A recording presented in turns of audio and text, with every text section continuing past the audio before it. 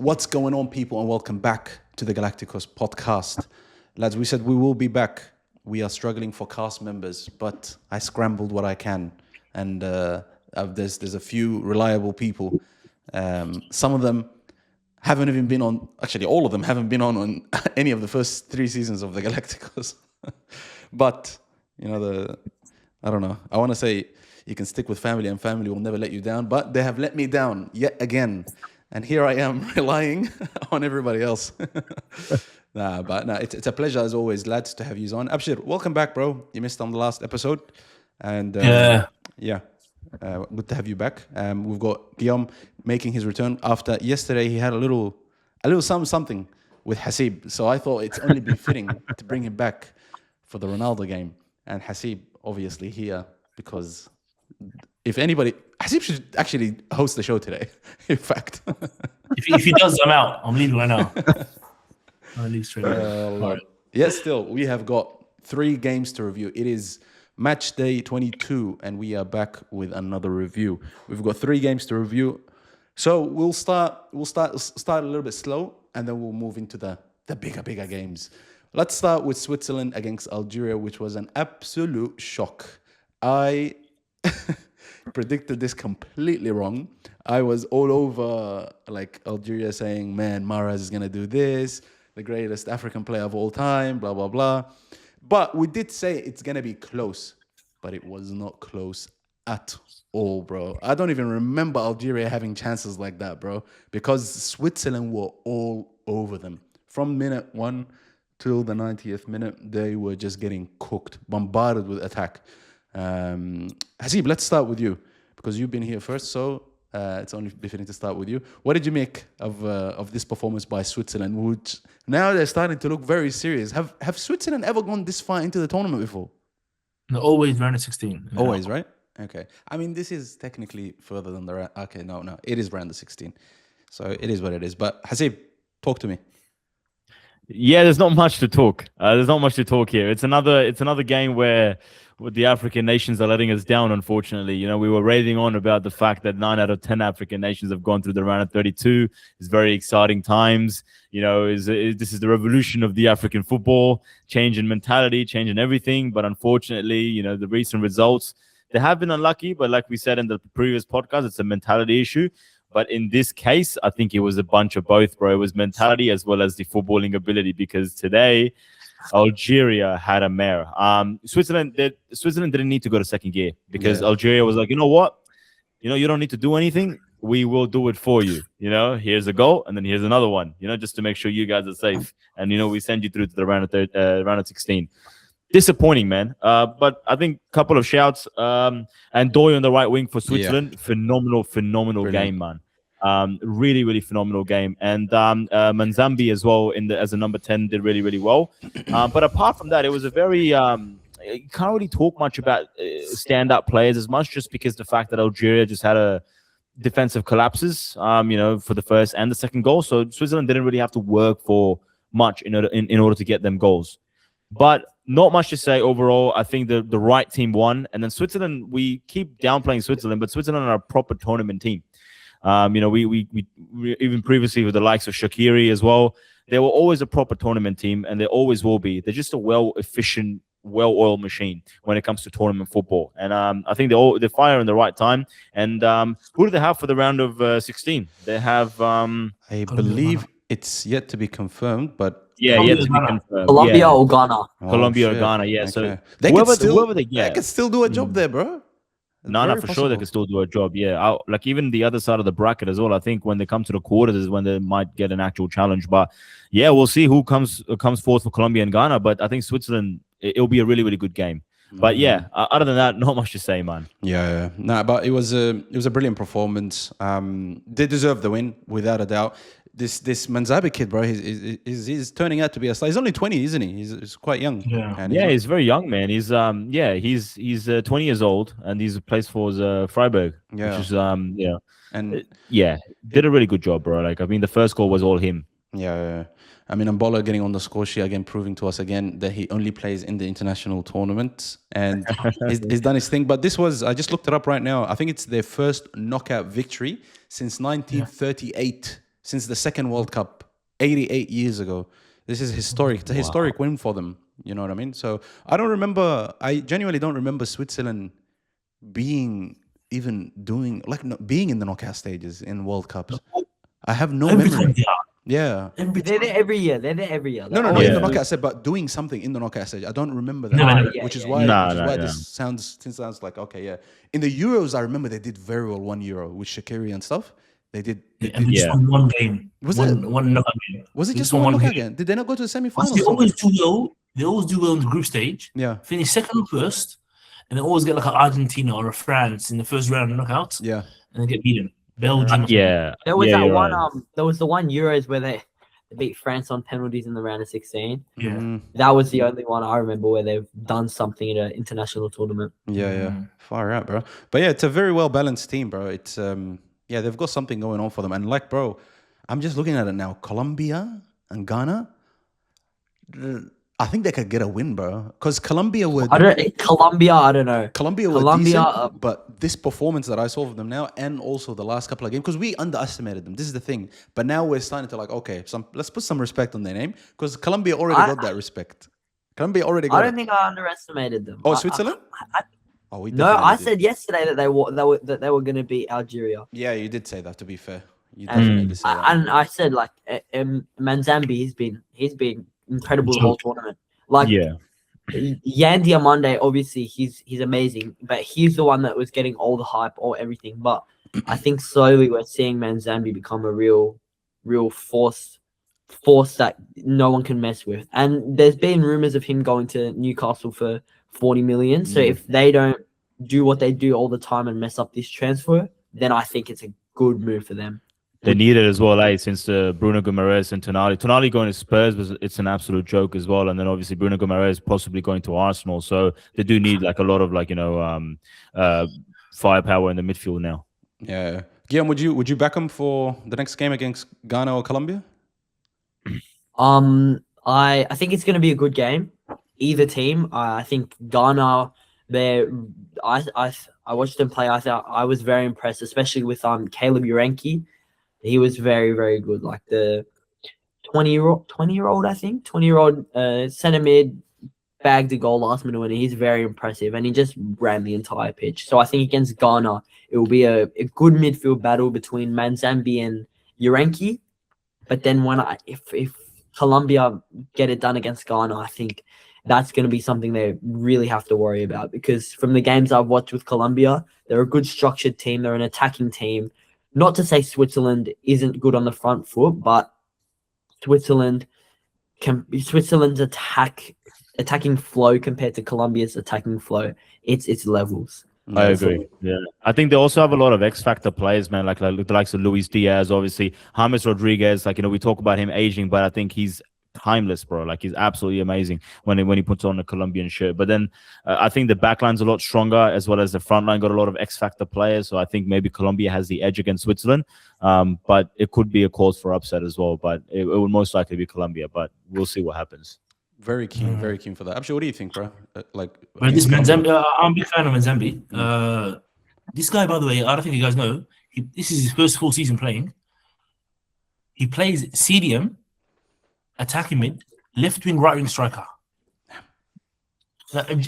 And he's look at it. He's wearing a number 9. Yeah, he's playing. Sometimes he's striker. Sometimes he's number 6. I'm serious. Like for Freiburg, sometimes he plays 6. Him and another guy sitting together. One time he's right wing and left wing. Yeah. How can someone that's that agile and that dynamic be sitting at the base? Mad. Yeah, this is the first game he didn't play. He came on. The second and third game he scored a goal each, and now he scored again. The 3 games in a row, back to back games in the World Cup, scoring a goal. 95% chance he's going to make a big move this summer, but we'll see where. We'd love to see him in the Prem, because that's the only we really watch. Yeah. Can you think of like many players that are like central defensive midfielders, but then also versatile enough to play attacking? Yeah, the only one that I can think of is probably James Milner as well. Yeah, James Milner is good. James Milner is just anywhere, bro, on the pitch. Really. Yeah. James Milner can be the coach as well. Yeah. What do you call it? But just the size, the strength, both feet, Manzambi guy. Even though he's not as was beautiful. gonna say Vieira, but Vieira not so much going forward. But Yaya Toure is a good one. Yaya Toure was phenomenal going forward, bro. Yeah. Honestly, he's more Vieira. He's not. Yaya Toure is more polished. Yaya Toure is like a technician. Yeah. You know what I mean? Yeah. Yeah. Like this Manzambi guy is a bit pace and power. Maybe a bit like Vieira, but he's just generally a joke. He seems like he's playing against people that are a bit weaker than him. You know what I mean? He's just zooming past them. But like you said, I'm not really too fussed about this game, honestly. I was quite busy, but I was keeping an eye on it at the same time. But I was just shocked by this guy. Fair enough. Well, the lads, let's move on to the next game. This game was an interesting one. A clean win for Spain against Austria. Oyarzabal, bro, what a tournament this guy's been having so far. He's got 2 goals today. And Pedro Porro, bro, shout out Yaqub, bro. Shout out Yaqub, who's been raving about this guy, for so long. He's been saying, he's a top player, bro. And he even had a little beef going on with Let Him Shoot. Because Let Him Shoot were talking too much shit about Pedro Porro. You know what I mean? So shout out to him. And hopefully we can have him on from the round of 16 going forward, because we'd love to hear what he has to say. But Spain controlled the game for the majority of the time, probably like really the entire game.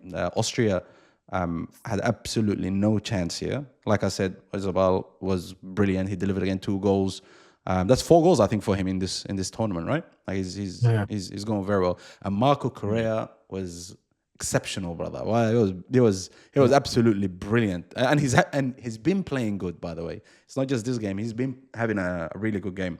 But then 2 things that stood out to me was just, I think there was a little stat that came up during the game. The ball retrieval after loss of possession by Spain was actually crazy, bro. Like Austria would get the ball 20 seconds later, Spain got it back. You know what I mean? Even though when you watch the game, Spain physically they're not all that, bro. Like the tallest, biggest, strongest player is Rodri, and he's not even that agile. Like he's not like that. Like it's all these younger, smaller kind of players that are, but they're so high press, they're just so tenacious, like they're very just hungry for it, and they'll just get it back. The other thing that I noticed is that, Lamine Yamal, he didn't have a bad game. This is the thing. He did not have a bad game, but this is not a good game for him. I wouldn't classify this as a good game for Lamine Yamal. But if any other player was to have a game like Lamine Yamal had today, we'll be like, oh, he did something today. Oh, wow, look, there's something going on. But what's going on here, bro? Like, is it the system? Is it because the guy was even him, bro? I feel like, I don't know. Is he taking it seriously? He's sagging. You know what I mean? He just looks like a mess here, bro. He doesn't look like the Barca player that we see in the Champions League. He just looks like he's having a piss take here. You know what I mean? But I don't know what it is that's going on with him and the Spain team. He played really well in that game where he scored. He played really well in the last game as well. Here he played well, but he just, maybe is it just the final. The end product wasn't there, the assist or the goal or whatever. He could have had a goal as well. Like he had a really good chance. Yeah, if he scored that, maybe that would shut me up. I wouldn't have said anything. But hey, man, it's the knockout stages. It's around 32. I mean, we're seeing Mbappe deliver. We're seeing Harry Kane even deliver. Messi obviously doing his thing. I think it's about time that we look at even Ronaldo. God damn it, he played. And I have some things to say about Ronaldo today, bro. Wallahi, 5 of us. But, even Ronaldo did something. So, is it my expectation? Is it a bit too high of this kid? Or is it that Spain is just, okay, they're good enough to go through or whatever? It doesn't matter if he has a good game or not. Hasib, let's start with you, bro. What do you make of this performance from Spain? And just answer my points about Lamine Yamal, because I would love to hear your point of view on that. I think it's just human nature, bro. I think when, you see someone perform that well, you just and if they don't do what they usually do, which is absolutely brilliant, then you sort of start to doubt what they're doing.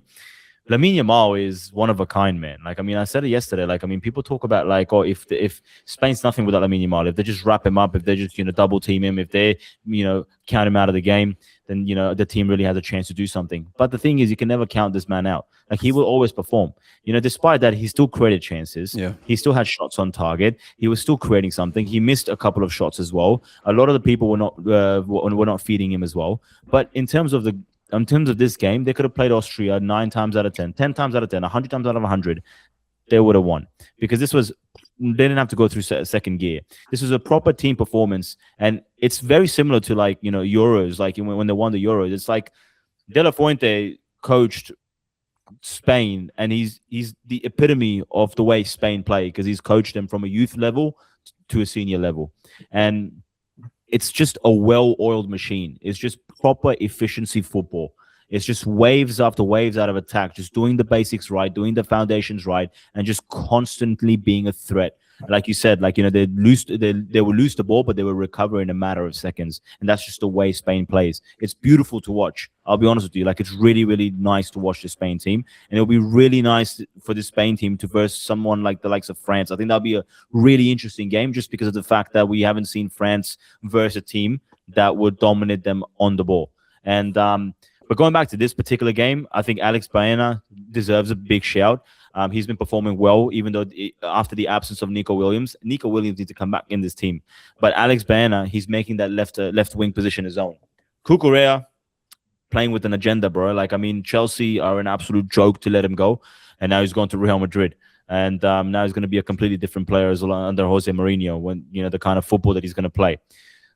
Dani Olmo is one of the most underrated players that I've ever seen in modern football. He's very underrated, especially when it comes to the Spanish national team. Phenomenal player, always delivers, always performs. And obviously you have the proper double pivot of Pedri and Rodri. But yeah, Pedro Porro, complete game changer as well. And there's not much to say in this particular game, but you can say Lamine Yamal has not kicked off in terms of his usual standard. But what if he does in the round of 16? What if he does it in the quarterfinals? It's a perfect time to start. And he will start. We all know it. He will deliver the performance that we are thinking about, the Champions League performances, the performances against Real Madrid and the El Clásicos, performances when it really matters. They will look for him when they need him. They will look for him, and he will always deliver like he always does. Yeah, man. I don't know. Maybe I was being too harsh on him, because he did look. We saw them on their first game, how stinky they were. They didn't literally have any outlet at all. And then when Lamine Yamal came in, we're like, whoa, look at the difference, bro. Look at the difference one man can make. But maybe because it's like crunch time now. Maybe that's why I'm kind of looking at it like, am I expecting too much? Like, I'm like, oof, okay, I'm expecting a goal and assist, something. Like, I'm expecting Olise, Mbappe kind of output. But then again, he's playing with superstars, and it's Lamine Yamal and Lamine Yamal and what is it? 10 other cones? Is that what Abdullah says? 10 other walls, training drills. Anyways, thanks, Wood. Yeah, you get the picture. Guillaume, what do you have to say about that performance from Spain? While it was a good performance, I mean, I did say yesterday, Austria would have to pull off the biggest upset of the modern era. But yeah, it was routine. But I will say, I think the left side of the bracket, France's side of the bracket, I think it's wrapped up. I think, honestly, France makes it to the final without any issues. I might be a bit biased since I do support France, but I feel like watching them play compared to these other nations play, I feel like they're just a class above, honestly. Like, even Michael, like that front four, France, you can't compare it to anyone. But this specific game, I think, I do think you are being a bit harsh on Lamine Yamal. Like you said, if any other player in the world had this performance, it would be credited, it would be everywhere. But Lamine Yamal, still the second best player in the world. Could be the first, but in my opinion, the second best player in the world. And it was really a case of how much they were going to win by, rather than, will they win, will they not win? So I still believe Spain are a little bit on my fraud watch. They're not going to make it to the final. Okay, so you've got Portugal on your fraud watch. You've got these guys on your fraud watch. Which fraud is going to win that game? I still think Spain. I think Portugal's performance at this World Cup so far has been very underwhelming, and we'll get into that later when we talk about the Croatia game. But with the talent they have in that squad, it's very, very underwhelming. Abshir, thoughts on this game, mate? Spain fraud watch. Wow. I don't know. And I love Hasib. Hasib at the start will say, "There's not much to talk about." It's 58 points. I love it. And then breaks it down. I love it. I didn't even pay attention to this game. I was watching it, but I was like, "What am I even watching? How is this even a contest?" It felt like a qualifying game. Not gonna lie to you. It just felt like a qualifying game in a nice World Cup stadium. Nice sunshine, you know? It's okay, whatever. It could have been 6-7. Lamine Yamal's taking corners trying to score from them. You see that? Like the goal happened from that. He tried moving the goalkeeper. And then Cucurella obviously finishes it, but I'm sure we gotta have a conversation about Ferran Torres, bro, because this guy's an absolute tourist. Like you said, it should have been 5-0, and this guy, bro, he gets into proper positions. He just gets into positions where he can create and finish his chances. But bro, zero execution, zero finishing. At this moment in time, I don't know what's gonna save this guy, bro. Hazib, it's okay. Just come join my campaign. I've got a campaign already started against this guy long ago. Wallahi, I've been saying this. This nigga is a fraud. He's the biggest fraud there is. Hazim is he, but like it's just it's so weird because this guy creates so much. He's a good dribbler. He puts himself into position, but he just can't finish, bro. This guy and I'm is like, he's the son of one of the staff members. There's something there, bro. No. Wallahi. His name's F. His name's F. Torres. Oh, Fernando Torres. He is horrible. He is horrible. He reminds me of like I don't even know. He reminds me. I don't think he's that bad. I don't think he's that bad. I just his finishing is horrendous. It reminds me of like a Sterling. Like he can get in position, he can dribble, but the end product is not there. Raheem Sterling once got 35 goals in a season. So. We have to respect Sterling, but like the player Arsenal kind Sterling. of is like, Arsenal Sterling. Is like exactly. That. Arsenal and Chelsea Sterling. And Chelsea on here too. But it's a bit weird, bro. It's hard to call him a fraud just because of the fact that at Barcelona he's got 16 goals, bro. Come on, man. Like that's not a joke. Do you know how many like, he could have had? Do you know how many you could have had though? Bro, 16 goals, bro. But 16 goals, and he's not even a starter. Cause 16 goals. Rashford starting in front of him, and then Lamine Yamal starting in front of him, and then Lewandowski and the likes of, you know what I mean? Like, so I'm like, what's going on here, cuz? Like, why is he so terrible for Spain? Wallahi lazim, there's never been a time where I've watched this guy and I'm like, I was impressed by anything that he's done. And there's been countless times where I've watched him and I was like, drag him off. Why is this guy even on, bro? Why is he? I've had that feeling too many times. How is that possible? In the Champions League, especially, he's such a big letdown, bro. He's such a big letdown. And even now, when I'm seeing him starting, I'm like, yeah, fair enough. Spain aren't known to have strike for the past last couple of years, especially. They haven't had like a deadly number 9, but I mean, come on, bro. Like, there's got to be some sort of anyone. Put Dani Olmo up there, bro. Anybody, bro. It doesn't really matter. But anyways, anyone want to say anything else? All of that. I reckon this game is one of those games where you don't analyze. You can't analyze this. So it was just routine, like Guillermo said. Just move on. I'm just more excited about what's going to happen next round. Honestly, I think the most entertaining part of this game was when the camera panned to Lamine Yamal's brother and he let out everything. He let out everything he had in him. That little kid is like 45, but he's like 4 at the same time. And respect Lamine Yamal. You should never ever question this freak of nature. Yeah. For doing what he does every single week. If him coming to a game and just taking piss out of everybody else. You see the interview before the game? Yeah, bro. This is what I like about him, bro. He's like, if we don't smash them, because it's.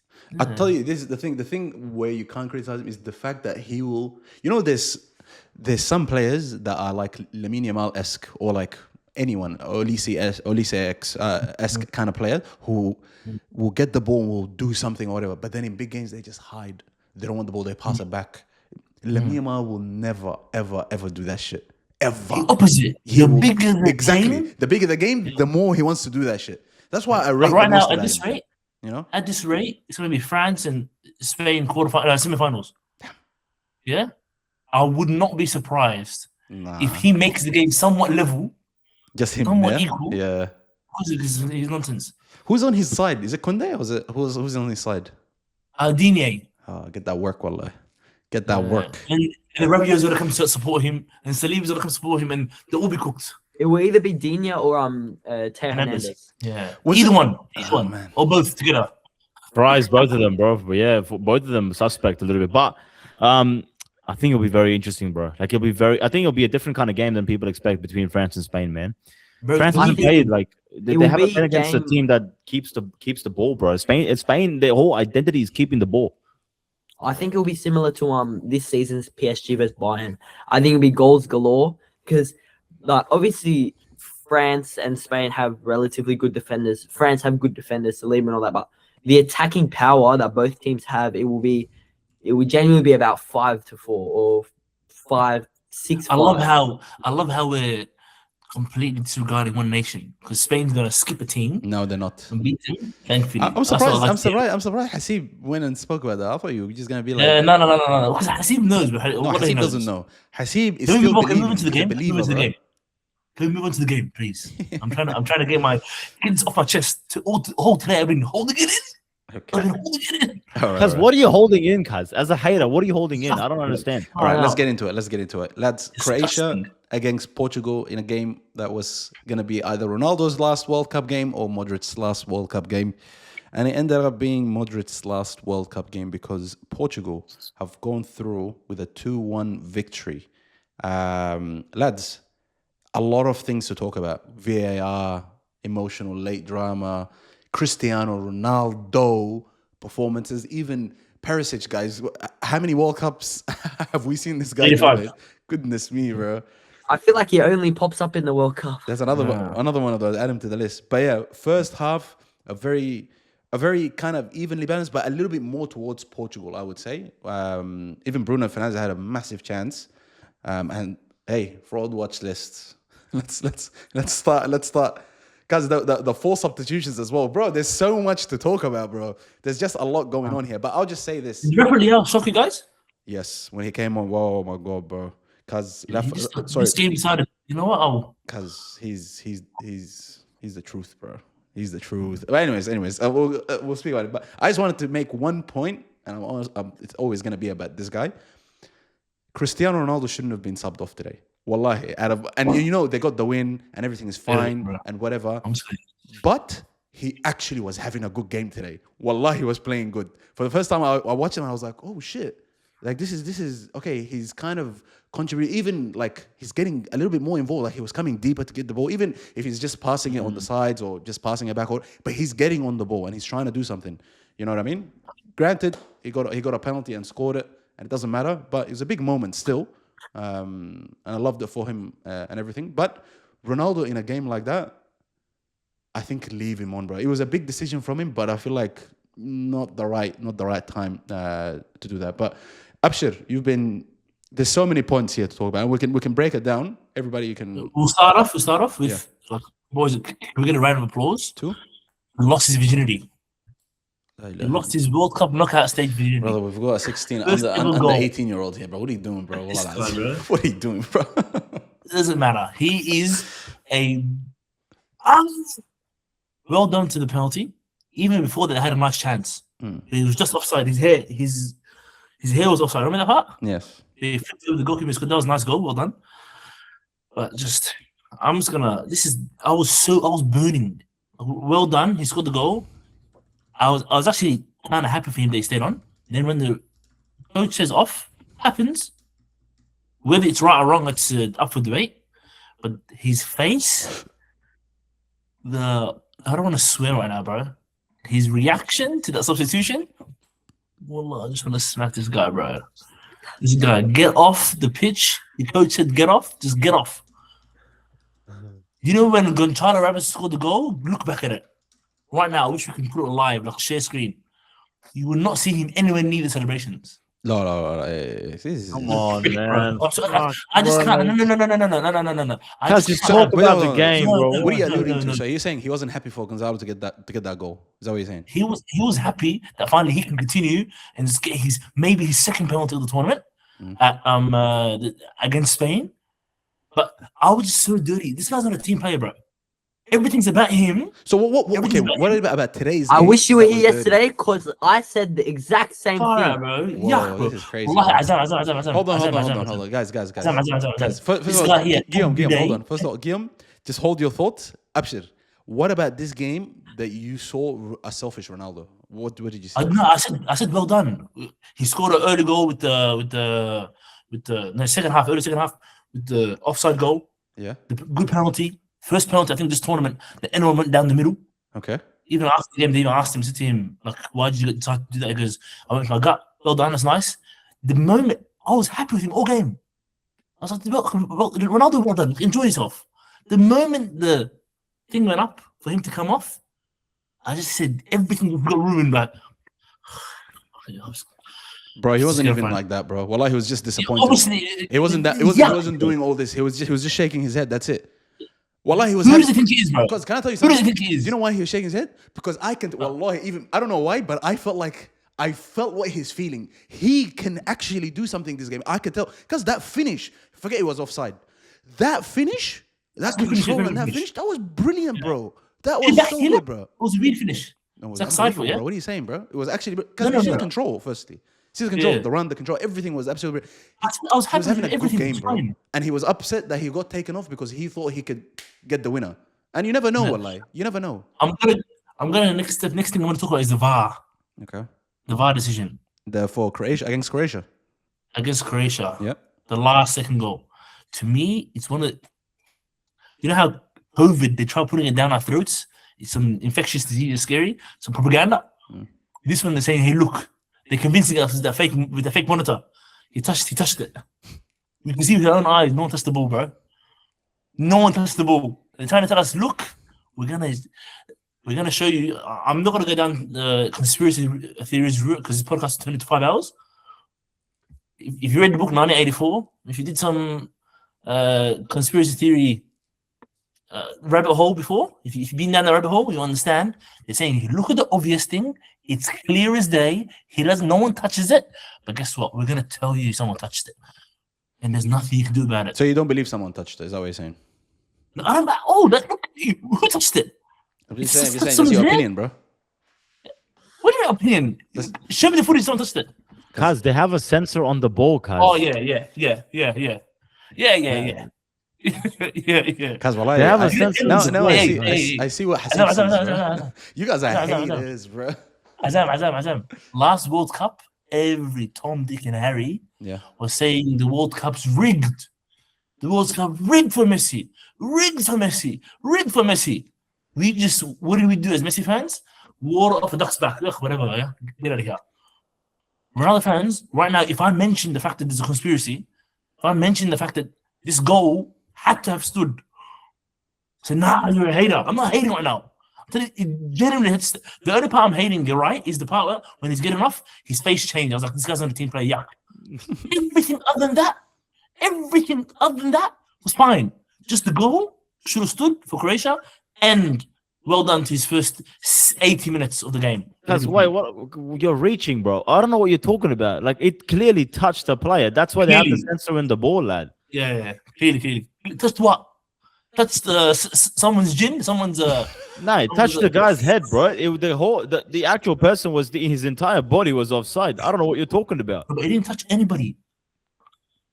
Wallahi, I'm actually sweating. What are you saying wallahi for, bro? No. I didn't say wallahi for that. You wouldn't know, Abshir.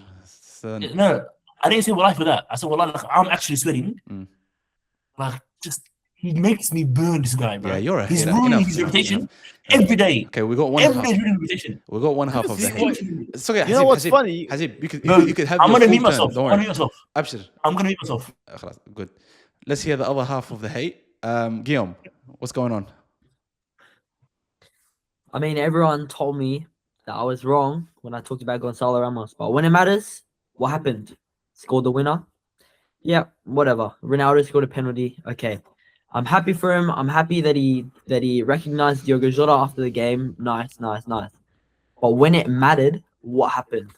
Gonçalo Ramos steps up. That's my boy, my bench boy, PSG. That's what happens. But you know how I felt bad for Kovacic. He was having himself a game, and then after the full time whistle, wow, he broke down. But I feel like even though Portugal won, again, they're not getting up to where they should be. They have how many Champions League winners do they have in their squad? They have 3 Champions League winners. They have someone who's won the Champions League 5 times. They have all this talent, and I feel like it's sort of wasted because Roberto Martinez doesn't know how to utilize it. The system's not good, and I feel like they could genuinely win the World Cup if everyone was at their best. But this Portugal side, I'm not impressed. They're still on fraud watch. But Gonçalo Ramos, you're my boy. My bench boy is the wildest thing I've ever heard, by the way. My bench boy. Hey, I used to be, most of my career was spent on the bench, so I can relate to him. That's my bench boy. That's too good, Wallah. Actually, go for it, bro. I think people are reaching with the hate. Gonçalo Ramos did his thing. However, I don't understand why you need to bring down Ronaldo by mentioning Gonçalo Ramos. It doesn't make any sense to me. But I think when it matters the most, he was up front. The thing with Ronaldo is, Azam, I half disagree with you in terms of if he should have stayed on. I think he should have come off. However, I would have liked to see a little bit more of Gonçalo Ramos and Cristiano Ronaldo together, trying to chase that. If it was a 1-1, it would have been good to see how they sort of interact with each other. Because during that time, I think it was Ronaldo and Conceição up front together, which didn't make any sense because Conceição should have gone to the winger and then Gonçalo Ramos, instead of on the wing, should be right next to Ronaldo. And I think they would have linked up really well, in my opinion. But I think it was the right call to put Ronaldo on the bench. I think because they needed a little bit more of a firepower up front. But one thing that Roberto Martinez did, which was an absolute gamble, it could have made it, bro. If what he did today, didn't get pulled off, if what he did today didn't get executed properly, he would not have left that stadium alive. They would have needed extra security guards. They would have needed proper convoy to get him out of that, a helicopter pad to get him out of that stadium. He would have not got it because that was a massive gamble. He realized from early on that Bruno Fernandes and Vitinha are slowing the game down. There are absolute liabilities in the midfield, slowing the game down every single time. And obviously, Croatia exploited that and capitalized on that. And they've gone ahead and got that goal where Perisic scored and put Croatia 1-0 up. He took Vitinha and Bruno Fernandes off in the 62nd minute, bro. Vitinha, back-to-back Champions League, yeah? Bruno Fernandes, assist breaker for Manchester United. Gone. Brings in Bernardo Silva, and he brings in, what's his name? Nelson Semedo, takes Cancelo off, puts in Conceição, Bernardo Silva on, and that completely changes the game for Portugal. Overall performance by this Portuguese team, again, another stinker. Yet again, not a convincing performance at all. Not a convincing performance. Now we got to talk about Cristiano Ronaldo, yeah? He did his thing. You can't fault him for that, yeah? People criticize him for one thing. There were asterisks next to the fact that he never had a knockout goal, all right? 4 World Cups, and he hasn't had a knockout goal. He's got his back, bro. And he had a phenomenal performance, in my opinion. Now, you got to do it in the standard of a 41-year-old player. You cannot compare this person to the likes of someone else, like Mbappe, Haaland. You cannot do that because it's unfair. He did his thing. Even the goal that was counted as offside, phenomenally, a brilliant touch and a brilliant finish. It was 2 touches. One touch for the actual touch itself, where they set him up, and then one banging behind the goal. But massive gamble. Rafael Leao did his thing as well. The thing was that with Bruno Fernandes and Vitinha, were not feeding the ball to Rafael Leao at all. And Rafael Leao was the man of the match, in my opinion. They were not feeding him the ball. And we realized he was the outlet because, it was an aging Croatian side, and he got that Stanisic for speed every single time. But then other than that, it's a very shaky performance by Portugal, but they did it. In terms of the end, massive dramas, VAR decisions. It was the right call because you can't really argue. You can't really know if he touched it or not. The sensor did its job. That's the whole point of having the sensor. It did its job. We can't really argue whether it hit it or not, whatever you believe in. But we got to talk about Luka Modric, man. Luka Modric, from the start of his career, what he's done and what he's achieved is absolutely phenomenal, man. Hats off to Luka Modric, bro. Ballon d'Or winner, 2018 World Cup final, Euros, performances after performances, and still played an entire 90 for Croatia and still did his thing. Still tried to dictate the tempo of the game. Still tried it hard to get it across the line, and he almost did. But unfortunately, that's what it was. But it was quite nostalgic to see Ronaldo and Luka Modric together because, winning, 4 Champions Leagues or 3 Champions Leagues together, it's absolute nostalgic, bro. It's the past, it's a part of your childhood that you saw that was ending. It was a proper end of an era. It would have been either Ronaldo or it would have been either Luka Modric, and it was Luka Modric. Either way, it was very unfortunate. But, yeah, I mean, it's a bit like when it comes to Spain, bro, I think... Hey, just on that, I just want to, because, you're going on a flow with Luka Modric, bro. I don't think enough is, there's greats, there's elites, there's legends, there's status in the game is beyond like the rest of the players. And there's players that get constant praise, like Zidane. They get constant praise. R9 get constant praise. Even like the likes of Iniesta get constant praise. There's an argument to be made that Modric is the third greatest player of Messi and Ronaldo's era, for everything that he's done from the start till the end of his career, which is what we have right now. He's the only one that you can say has delivered at such a consistent and a high level and stayed at the top and won a Ballon d'Or and took his nation all the way to the World Cup final. Nobody, in terms of achievement and what he's done on the pitch, no one has done that. No one, not even Neymar. 100%. My beloved Neymar, Yeah. the guy that I love so much, hasn't done that. Neymar has not done this. Hazard has not done this. No, nobody has. The only one that you can say legitimately third greatest player of the Messi and Ronaldo era. He's the third one. There's Bale, there's Hazard, there's Neymar involved, there's Luis Suarez, there's Lewandowski, there's so many other players.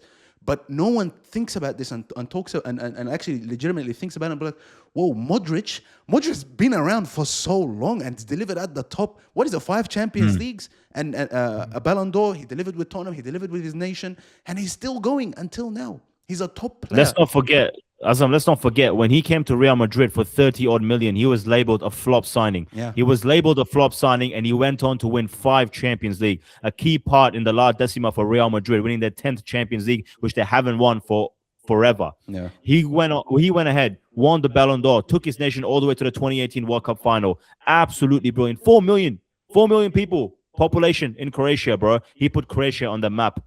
He sits on the table of Xavi, Iniesta, Busquets, Pirlo, Zidane, whoever you want to put. He sits on that table for me. Absolutely. I don't think he's third, but we spoke about this a few months back.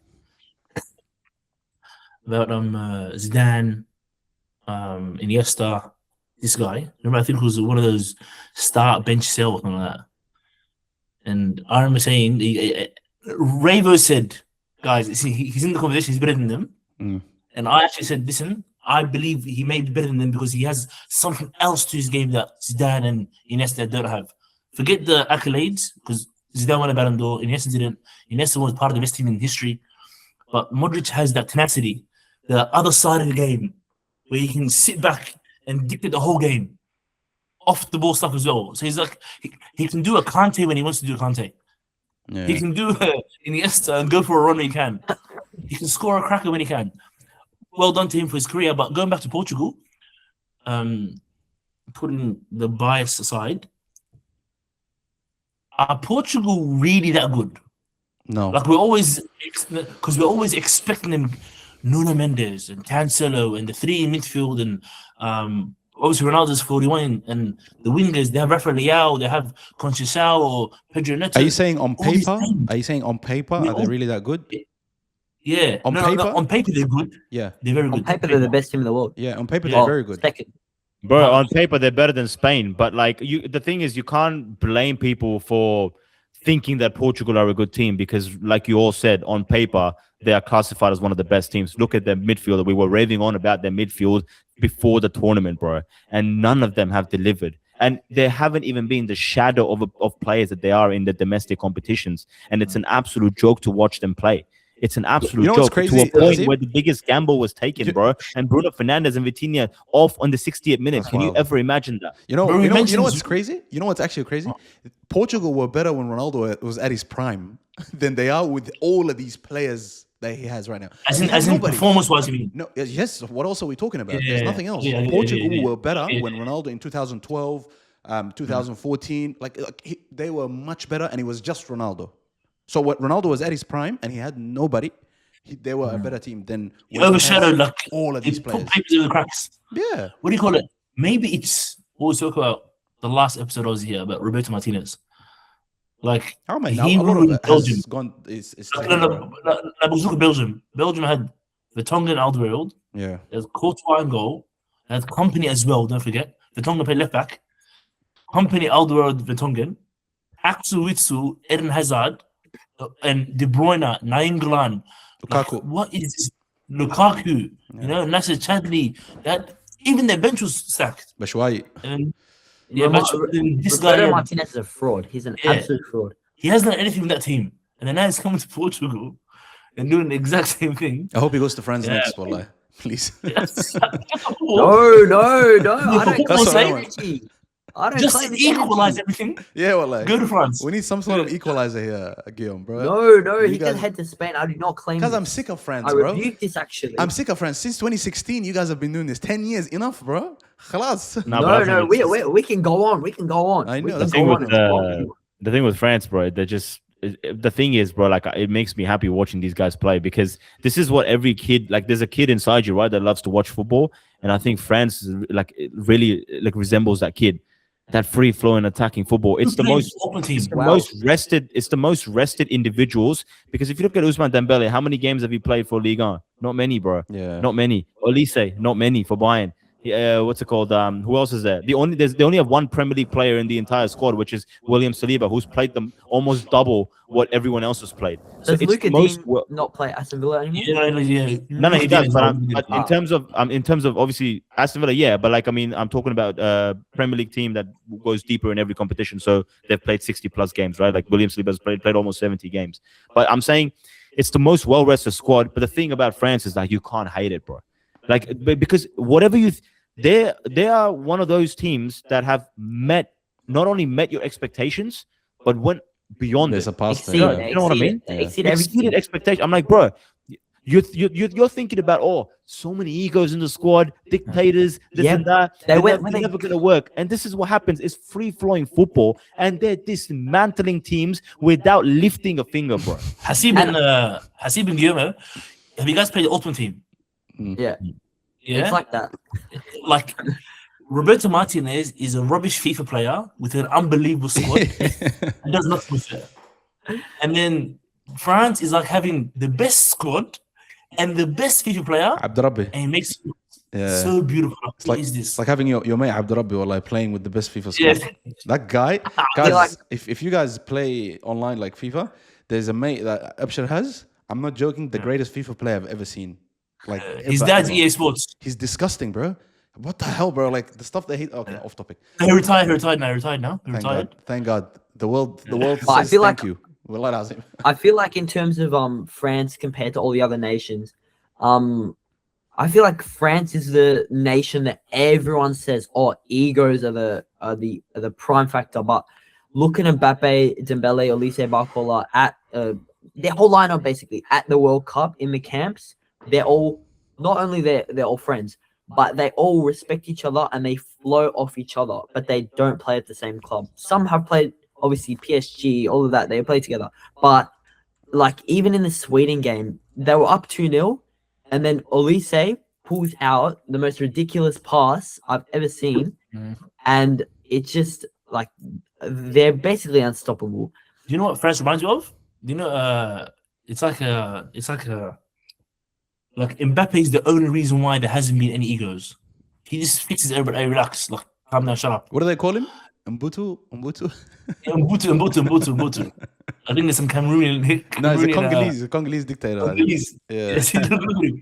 that's brilliant. And the World Cups, that there's no leader for France, they punch on. 2010, they're punching on. You know what I'm saying to you? Yeah. Look yeah. at the World Cup before 2006.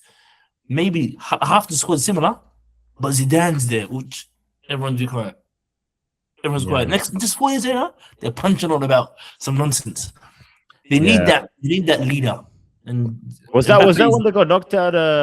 What was that one? No, that was 2002. That was Yeah, 2000. Senegal. They had the whole thing with the coach, as well as there's documentary on Netflix, which is pretty interesting to watch. Oh, but that was ridiculous. It was And ridiculous. 2002, Yeah, right after the World Cup, they did very well. 98, 2002, they knocked out in group stage. 2006 went to the final. 2010 knocked out in the group stage.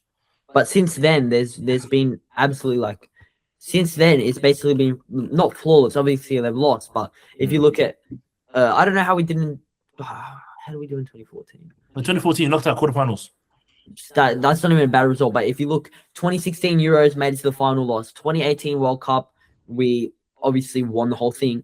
2020 Euros, very disappointing, lost to Switzerland. I feel like that was sort of a wake up call to okay, go back to 2018, go back to 2016. And that one happened. 2022 Because Mbappe wasn't the leader. Benzema joined. Yeah. 2022 made it to the final, lost. Obviously, that final was a very bad team performance, but Mbappe, obviously, one of the best individual performances ever. 2024 Euros, semi-final. The group By the way, stage. Guillermo, you're the first person I've met that supports the national team. That's not. Are you French? Yeah. He's actually Oh, French. okay. Yeah, That makes sense. Yeah. of course. I Man. know, otherwise that'd be weird. But I feel like it's just a thing where they found their rhythm, they found their leader, and obviously they have a new coach in Zidane coming in soon. So That's crap, bro. Far they're out. just gonna it's gonna be a decades of French excellence, and it all stems from something we obviously highlight all the time. It all stems from the youth. Clairefontaine is the best training facility in the world, and all the players in the national team come from there. It's just Can I ask you about what do you think about Ryan Cherky and Deschamps? Ryan after the Cherky, game? he has lost my respect after that. Didier Deschamps, and to react like that after the coach has just lost his mother and come back and I this is the agree. first game, to react like that is ridiculous. And Please calm down. it's very not selfish, but he obviously thinks very highly of himself if he believes he will start over Michael Olise. Yeah. That's ridiculous. That is I don't selfish. think That there's is selfish. any 10 Yeah. in the world that starts over Olise. I think he just wants a little bit more minutes. I think when he's coming on like, well late in the 80s as well, like 80, 85th, 86th minute a couple of times. So I think he wants like more of a, a couple more minutes. But dude, like, can you imagine like the option to have Ryan Cherky, bro, on the bench? Because they haven't even used Zaire Emery, Desiree Doué as well. Like, If I was Turkey, I'm starting problems in the camp. Of course you are. I'm not. If I'm not But really though, like they've won every single game. They've been flawless, and in front we of don't know me, what happened between him and Deschamps. We don't know. yeah, Like, you don't know It that. looks But, bad. It looks very bad. Like, but from the perspective we have, it does look bad. And I think if he's reacting like that when Elise is in front of him, like he needs to really take a good hard look at himself compared to Elise, and say to himself, okay, it's the World Cup.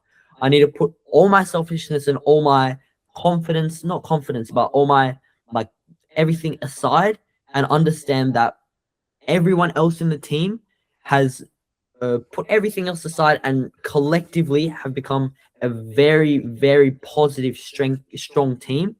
I need to fit in with that. When I get my opportunity, I'll show it. But in comparison to Michael Olise, I am younger than him.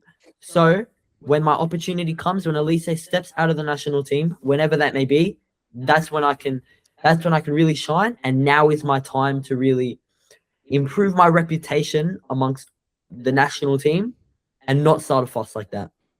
What's the age difference? Like 2 years or something. He's gonna be ready his whole career, yeah. 2 years, yeah. But Yeah. I don't know. I feel like he just, it's one of those things where I don't see a situation where we do lose this World Cup. Maybe in the final to I don't think so. Argentina. I don't think so, Guillaume. I think you guys have already clocked this game. Like it's. Yeah, I think we're a lock for it. Well, relax. No, this tournament is theirs. Like, It's a World Cup. if genuinely, like, if they lose this World Cup, Yeah. then I might. I don't believe think we'll in- recover. in unicorns or something, bro. This is just it's. I don't see in any way. Pure corruption is the only way they can lose this. No, Azab, Or- don't forget, this is the history of France. They either run amok and win it, or something goes wrong. No, they're They- gonna win it. They're gonna win it. They just can't make sense to it. I mean, I wouldn't be obviously, surprised if I there's don't something- think. Yeah. Obviously, it's hard when Iran Kunda will make Australia win the whole tournament, but God damn. Okay, let's get into that. I don't That's- know when Iran Kunda scores a World Cup hat trick We- in the final to beat France. I mean, that will be a hard pill to swallow. But apart from that, I don't know. All France right. might have a chance. Okay. All right. Let's get into those games, guys. So tomorrow we've got Australia against Egypt at 4 a.m., Argentina against Cape Verde at 8 a.m., and then Colombia against Ghana. The biggest one, the one that we're all looking forward to, the one the nation will be watching, waking up in the morning for, is that Australia against Egypt. Now, we've got a few guests in the past to tell us their verdict on this game. Not one has given us a a solid yes that we can do this. We can do this job. So we have to, I guess, ask Guillaume because we haven't had him on for this. And I told him yesterday, save your thoughts for today. That's the first thing. But lads, realistically, now that you've heard everyone's takes, now that you've seen, and even some of the videos, they've done like numbers, big numbers, like hundreds of thousands of views. And the comment sections are with us to some degree. They're saying, hey, this is a little bit closer than what people think. Egypt can't really do a job here, blah, blah, blah. After hearing all that, after seeing the interactions of the whatever, and you're going to hear what Guillaume has to say. Hasib and Abshir, final verdict for this game. Hasib, Billah. For me, I think Australia has a very good chance. I think it's very confusing to me as to why people are holding Egypt to a higher regard, especially when you look at the likes of Mo Salah being most likely injured against Australia. For me, it's very important for Popovich to put out the right lineup. If he does not put up the right lineup, I think it's long. Because if he does this experimental stuff that he did straight after the Turkey game when we versed USA and we got absolutely picked apart, he's got questions to answer. But if he picks the right lineup, if he starts Ivakunda in the right position, if he starts Motori, which I believe should start this game, if he starts at the proper midfield as well and doesn't muck around with it, I genuinely believe this could be a lot more of a smoother game than a lot of Aussies think. I think we win this game 2-0. Whatever the score is, I believe we'll keep a clean sheet. Abshir, what are you saying? I'm not too fussed who starts and who doesn't start. Because if the correct players up front don't start, they'll come on. And like Hasib said, I agree with him. I don't believe we'll concede anything. They don't have us on set pieces. We're not susceptible to counterattacks. Their prized possession is Mo Salah and was it Sam Ashur, left wing. I don't see a way that Egypt can do anything to us. The only way any team can beat us, technically, I'm just thinking, is some ridiculous attack. And I don't think these guys have that attack. So I don't know a scoreline. If we score an early goal, it could be very dangerous for Egypt. It will just be, I think, just 15 counterattacks to just them holding the ball, if that makes sense. And we might score a few more than two, hopefully. Few more than two? Yeah, I don't know if I'm not going to go to Fed Square at 4 a.m. because I have a life. But I'm... Why you like this, bro? 4 a.m., are you all right? Azam, you going? I'm not going, but I wouldn't put people down who are going. You know what I mean? That's the difference. Abshir, though? If they're up all night... We have someone here who's the leader of Fed Square. He's the person that literally ignites the whole thing, bro. This is the GOAT right here, bro. He's bringing the country together. Yeah, man, I'm sorry. You're the one with no life for life. He's doing it for business and content. He's a strong guy, and passion and all the rest. Yeah, passion, and he wouldn't dare wear that stinky French top to the nowhere. Yeah, absolutely.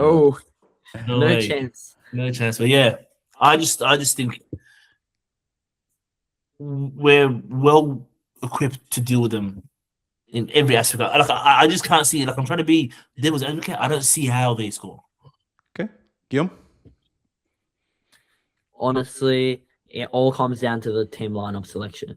Popovich messes it up, we lose. Popovich doesn't mess it up, we win. I think in most situations, 9 times out of 10, I don't think we would lose this game. Like, obviously, with a little bit of bias on my end, but look at Egypt versus Iran. That was not a good performance. Salah has been extremely injury prone recently, and even he was doubtful for this game. So in my mind, I'm thinking, how many minutes is he really going to get? They did clear him, but is that to try and make it through? I do respect the fact that a lot of the players in the Egypt team do play for Al Ahly, which is a very good team, and with a lot of success. But I think just when it comes down to the pressure, I don't know if they'll be able to handle it. Salah will be able to handle it. Marmoush will be able to handle it, but I don't know if the rest will be able to handle it, just because with their domestic club, they're so used to success. And when it comes down to facing an opponent which won't be easy physically, I don't know how they'll do. And at the end of the day, physicality and physical presence, I think that's what separates us in this tie. And I think 2-0, 3-1. I do think the deficit will be 2 goals, but I do believe we'll come in on top. And it just depends when we score. If we score early, we're cruising. If we score halfway, we're still cruising. If it gets later on, that's when I get a bit worried. But I don't think we'll have an issue with Egypt. And like I said, just reiterating, it's how he puts out the lineup. What do you reckon Popovic would do that would ruin it for you? Waking up at 3:30 or 4 a.m. watching that lineup. What do you reckon you will see and you'll be like, he stuffed this one up? There's loads of situations. But the main one would be Iran Kunda at striker. It's not his natural position. You know where he's the best. It's on the wing, and if you don't play him on the wing, it's your fault. It's his fault 100%. And I think to match that, he needs Mo Toure up there. He's a physical presence. I was gonna say Yengi or Toure. Do you think Toure is? Oh, Toure. Yeah, really? Toure. Yeah. Toure. I think Toure has a better connection with Nestor Irankunda, and although he has not scored at the tournament yet, he's just a physical presence. And when Yengi comes on, if he does come on, he's a physical presence as well. That will occupy 2 of their defenders just trying to handle him. And I think, yeah, the main issue would be if Irankunda doesn't start, I will self-deport myself from the country.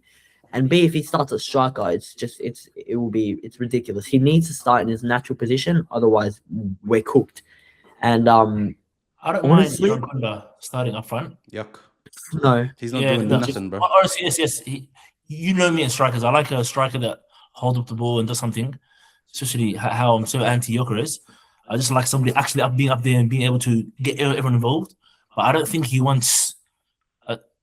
If he puts Irankunda in a second game in a row, third game in a row up front, it's just an indication to us that he wants the 2 inner forwards, Volpato and Metcalf, or Volpato and whoever it is, to have more of the ball to just strike fear into the hearts of the Egypt backline. Imagine Volpato or Jordan Boscarinen or Metcalf just playing them behind. but I feel like that's the trend we need to stop. Australia has always been linked with a big number 9 that holds up the play. And I do agree with you. We do need some attacking prowess up front. But I think just for tournament games, we need to go back to our roots. We need to have a number 9 who can hold up the ball, who can be a physical presence, like we saw it work with Turkey. I think if he starts the same lineup he did with Turkey, I don't think it will be close. Salah, good, but he's just too injury prone. Marmoush, I'm not even impressed with him so far. He's been good. He hasn't been great. I think it's the most balanced game we've had so far, per se, like in terms of squad ability and like how good our players are. But I think the determining factor will be physicality, and I think the standout player won't even be any of the attackers. It will be the man who has provided the whole tournament, Jordan Boss. I think he'll do it again. He's incredible for us. He's incredible. Yeah. I'm gonna tell you this. I'm gonna tell you the scorers tomorrow already, bro. Jordan Boss is getting the score sheet. Irankunda is getting the score sheet. Volpato a couple of assists. Metcalf to wrap it up. 3-0. Bob's your uncle. In fact, make it 4. Harry Suter. 4-0 on the Egyptian's head, bro. I'm singing both national anthems. Goodness me. I don't know. I feel like I do think we'll win, but my exact words for the Turkey game was we'll win, but we won't win by a lot. We're a defensive team who works off the counter. 1-0, 2-0. It will be close, but not close enough to justify. Or this could have gone either way. it will be close in Australia's favor. I think it's gonna go either way. I think I don't want to kind of bring it down from that energy, but I think it's gonna go to penalties, bro. And I think Australia might go through on penalties. But this game, I think, is going to be very, very tight. It might even be goalless, I reckon, up until the penalties. Because Egypt are stubborn as well. But I don't know. Unless Australia just has a brilliant day, I don't see it being an easy victory. I think it's going to be either 0-0 or 1-1 and go to penalties. And then, I think the only thing that bugs me a little bit, Azam, to what you're saying is that I sort of agree. Just the only thing that sort of bugs me about this Socceroos squad is the the lack of experience, man. The lack of experience, because that's something that you can't really buy or train. That just comes with playing as much as you can, and having that many debutants and that many people that have never been in a World Cup, and we could possibly start a lineup where there's only 1 or 2 people that started the 2022 World Cup for us. It's going to be a little bit hard. So I think the inexperienced bit might sort of catch up to us. But in terms of ability, in terms of footballing ability, I think we have Egypt's favor, bro. That kid with what's his name? The kid with the blonde for Egypt, bro. Yeah, bro. That kid's gonna be a problem tomorrow, bro. He's not. Wallah, I'm telling you, that kid's gonna be a problem. I feel like. But let's see, bro. Hopefully, we can get it over the. Because if we can get it over the line, you'll be like, okay, here we are, Argentina again. You know what I mean? But hey, let's see how we go. Let's finish off. I was going to get your predictions for the other game, but actually the more important one is Colombia-Ghana. How do you guys think that's going to go? Because Argentina, Capo Verde, we can say our goodbyes to Capo Verde in the next episode. We can thank them for their contribution. We can tell them thank you for the storyline and for the fairy tale. There's no need to kind of break them down right now. But Colombia and Ghana, what do you guys think? See, Colombia, I was going to say that Colombia goes through in this one. The only thing is that Ghana they held England to a 0-0 draw. So Ghana is extremely stubborn. But the thing about Ghana is that they don't take their chances. They're not very clinical enough. And Semenyo hasn't really arrived to the party yet. So if tomorrow Semenyo could do something where Ghana really needs him the most, then we could see that, they could potentially, offer something up front. But I think Colombia's attack is far superior to Ghana's, man. Far superior to Ghana. So I think Colombia might have too much alongside the actual home advantage that they have. I say home advantage is a massive Colombian community, where they're playing. So it's going to be a huge thing. So similar to Mexico, where it's like the 12th man. So as much as I would like Ghana to do something, I just feel like Colombia has too much in them to be able to and they'll definitely overcome Ghana in my opinion. So I think I'll go with a 2-0 as well for Colombia. I'm sure. I think Ghana win. Easy. Yeah. And Guillaume? Really, I want Ghana to win so bad because of my boy Caleb Urenki.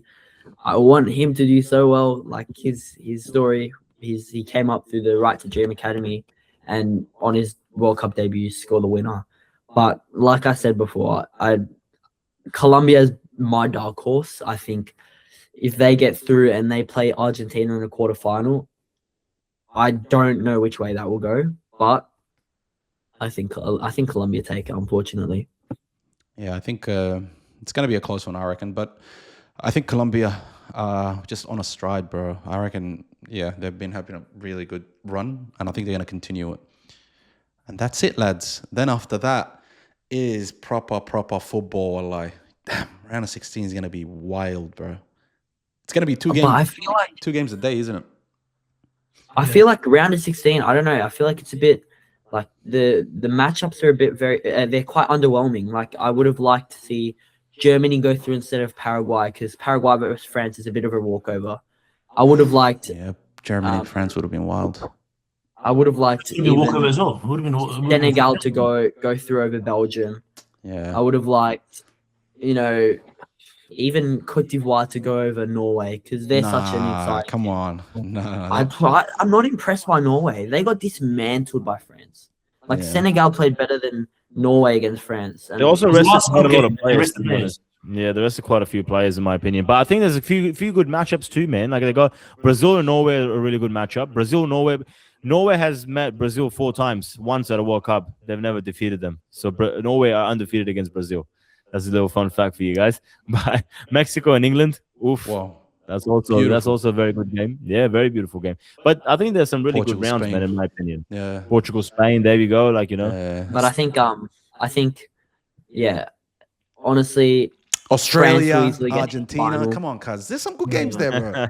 I don't know. I don't think the matchups this year are as good as last edition. I think last edition was very exciting. There was amazing games there, but I don't know. I just feel like I can point it out. Paraguay France is going to be about 25-0 to France. It's very very boring. Respect, bro. I know France is ridiculous, but Paraguay's it's World Cup football. No, I know it's World Cup football. Paraguay's stinky. It's World Cup football. That's why I'm betting Colombia. I'm Ghana to beat Colombia. I Colombia has been the genuinely better team. think that Colombia has been the better team. Ghana we don't know what on earth is going to happen. If they play the same way they played against England and just sit back and absorb, come on. I don't know. I wouldn't be surprised. It's a World Cup. Paraguay will be dismantled, and I think if Germany made it through, that would have been a real matchup. Because obviously Germany is not the same Germany we've seen win the World Cup before, but even like their squad is 10 times better than Paraguay. They had a horrible game. I'm not convinced by that. Even Morocco, Canada, Morocco will dismantle them as well. I know Canada's played well, but they haven't played that well. They didn't even top their group. Spain will dismantle Portugal. USA, I think, will easily beat Belgium. Brazil, Norway. We'll see. Nah, I think it's a bit naive, bro. Like I think Sam will probably make an episode out of that. We'll see, mate. it's a bit naive, bro. Like I think that there'll be a few upsets, man. There'll be a few upsets. I think it's not as easy as what you're making it to be. Tomorrow morning, 2 upsets. Imagine Cape Verde actually beat Argentina. Oh my god, bro. Nah, bro, nah. No, like, Brazil had 200 billion followers. Like I know we took the piss out of it right now. We just see you later. But just what would happen? I think it'll be the biggest upset ever in football history, no? Like in a World Cup history. Yeah. Absolutely. And you know the Ronaldo fans would go. That would be a field day for them on. No, Hasib, you wouldn't be happy, would you? No, I wouldn't be happy. Hasib would get a tattoo of Ronaldo. No, I think of Cape Verde honestly, goalkeeper. if Cabo Verde make it through, I genuinely think Australia have a chance of making it to the semi-final. Like, I just forgot the implications. Nah, boys. Cabo Verde make it through. Relax, okay, enough fairy tale, wallah. Khalas. Wake up. That's it, bro. Lads, thank you all for coming again. Guys, make sure you like, subscribe, and turn on your notification bell. We're gonna try and drop this episode ASAP because we've realized, because a lot of our audience is Australian, we want to try and drop it ASAP. But we're trying to bring some big collabs for you guys, so you guys can say, hey, Galacticos are trying to do something out here. But yeah, inshallah. The next round, we are going to be all over it. And like I said, the collabs will continue happening. So stay tuned. Do what you have to do with the liking and the subscribing and the sharing. Show us some love and check out Hasib Think Football and AU Ballers. And Abshir, check him out on Twitter in 2016. or don't. Lads, yalla, take care. Excuse me up. See you, boys. Appreciate it, See ya. boys. Yalla. All my niggas, we intimidated. All my they intimidated. Burn City, we intimidating. Got my young boy, he intimidated. All my shooters, yeah, they really aiming with them cold niggas. We ain't got no patience. Money talks in my conversation. One niggas, they are imitated. Ask my dogs, we intimidated. Ask my bro, we intimidated. How you poppin', no niggas hating, and I play the hard to keep it.